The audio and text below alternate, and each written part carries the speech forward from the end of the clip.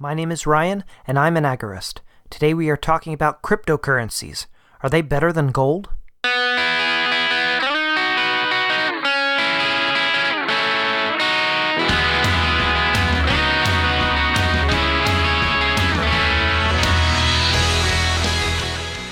In 2008, the world was changed with the release of Satoshi Nakamoto's paper titled Bitcoin, a peer-to-peer electronic cash system.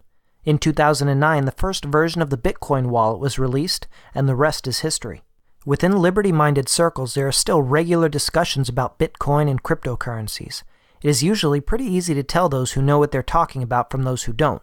The ones who don't understand the technology often dismiss cryptocurrencies, saying, cryptocurrencies are just fiat funny money. I won't get duped into buying into that. I only buy solid gold and silver.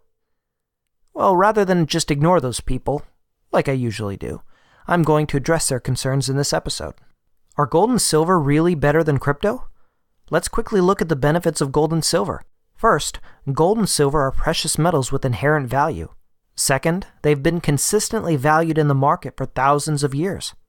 Third, they are limited resources, so we don't have to worry about the market suddenly expanding and driving down the value. Fourth, gold and silver have been used as currencies both within and outside of state monetary systems. Throughout all of history, there has never been a more consistent favorite medium of exchange as gold and silver. With such strong positive arguments for gold and silver, I can understand why people who are not familiar with cryptocurrencies might immediately discount them. But now, let's compare cryptocurrencies to precious metals. Like gold and silver, a well-made cryptocurrency is a limited resource. There will only ever be 21 million Bitcoin. That's the way it's designed. There can never be more than that. Also, like gold and silver, you have to expend time and energy in order to mine Bitcoin, and once you have mined it all, that will be it. So, while state currencies continue to expand indefinitely and lose their value, Bitcoin's value really has nowhere to go but up in the long term.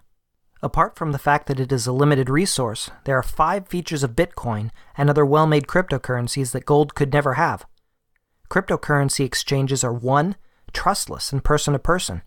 2. Instantaneous. 3. Worldwide. 4. Infinitely divisible. And 5. Anonymous. Apart from small local transactions, all exchanges using precious metals like gold and silver, or state currencies like the dollar, all require a trusted third party. You always have a trusted bank or a credit company between you and the person who you are purchasing from. This can be fine, but what if the middleman is not trustworthy and steals your money? Also, what if the middleman decides that they don't want your business any longer? In the news recently, there have been many cases of people and organizations being dropped by financial institutions because of things they said online. The reality is that if you have to rely on a trusted third party in order to exchange your currency, you are actually at the mercy of them. You can only exchange currency at their will. With cryptocurrencies, exchanges are trustless. If I want to send you 1 MBTC or MilliBTC, which today is worth a little over $5, I don't have to ask the permission of anybody. If you and I both have Bitcoin wallets, I simply enter your wallet's address and can directly send you my coin. There is no bank, no credit card company, no Western Union, and no state involved. I don't need to give any personal information to make this exchange. I just tell my wallet to send this amount of coin to that address, and the software does everything to make it work. This is the key feature of cryptocurrencies. At the beginning of Satoshi Nakamoto's famous paper, he says, quote, "What is needed is an electronic payment system based on cryptographic proof instead of trust, allowing any 2 willing parties to transact directly with each other without the need for a trusted third party." End quote. With Bitcoin, you send your coin directly to the person who you want to receive it. Then, that transaction is recorded in the immutable public ledger called the blockchain. And once recorded in the blockchain, that transaction will never cease to exist. It can never be tampered with. Fraud is near impossible in this system. There's nobody in the middle, there's nobody from whom you have to ask permission to make an exchange, and there's nobody who can lock you out. You are fully in control of your own money, and the software makes sure of that. The second big feature of cryptocurrencies is that exchanges are near instantaneous. When you use a credit card, it feels instantaneous to you, the user, but it actually takes multiple days for that transaction to complete. With cryptocurrencies, most transactions take less than 10 minutes. In all practical terms, it is instantaneous. The third feature is that cryptocurrencies are worldwide. They do not care where you are or where you are sending coin to. You can enter the wallet address of anyone in the world, and they will receive that coin that you sent them. If you want to transfer dollars to someone on the other side of the world, there's a transfer process, and it involves multiple third parties and often multiple days before the recipient receives their money. Western Union is irrelevant when it comes to cryptocurrencies.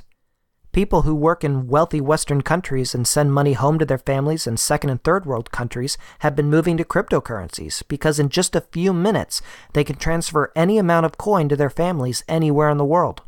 The fourth feature is that cryptocurrencies are near infinitely divisible. An important feature of any currency is that it is divisible in order to be used for small as well as large transactions. Everyone admits that gold is an excellent currency, but at the same time you can't buy a hot dog with an ounce gold coin. You can't even buy a hot dog with a half ounce or quarter ounce of gold. It is worth far too much to be used for most everyday transactions. Silver is better, but is still very limited. Bitcoin, for example, is often divided into units called satoshis, which are 1/100 millionth of a Bitcoin. Today, a satoshi is worth 0.0000522 whatever. The point is, you can easily divide Bitcoin into units which can be exchanged for anything from a stick of gum to a private island. The fifth feature is that cryptocurrencies can be anonymous. You don't have to tell anyone your name or give any personal information. All that the system cares about is numbers. You can generate as many wallets or identities as you want, and no one can stop you. All that somebody needs to trade with you is your wallet address. Gold and silver are fantastic, but they still rely on a trusted third party in order to exchange with anyone who isn't local. Your gold still has to be held by a third party and ultimately has to be physically moved from point A to point B when exchanges are made. Plus, if someone else is holding your precious metals, remember that they're only one court order away from being seized by the government, and then you'd instantly lose all of that money. Gold transactions, even when using a so-called gold debit card, still use the traditional banking system and still take days to complete. Also, apart from grinding your precious metals into dust and measuring them out on scales, you can never as easily and efficiently divide them as you can cryptocurrencies. And finally, apart from small local transactions, there's no way to be anonymous when sending gold and silver. You have to have an account with a company who will handle that exchange. They have to know who you are in order to keep your gold for you. This leaves a clear paper trail for everything that you purchase using your precious metals. Gold and silver were the best that the world had until worldwide networks and communications came to be. Today, with cryptocurrencies, we have even better options for exchanging value. Cryptocurrencies aren't perfect, but they are a huge step in the right direction. Even if this generation of cryptocurrencies aren't the ones to gain widespread adoption worldwide as a trusted medium of exchange, their day is coming. It's only a matter of time. This is Techno Agorist, Episode 13.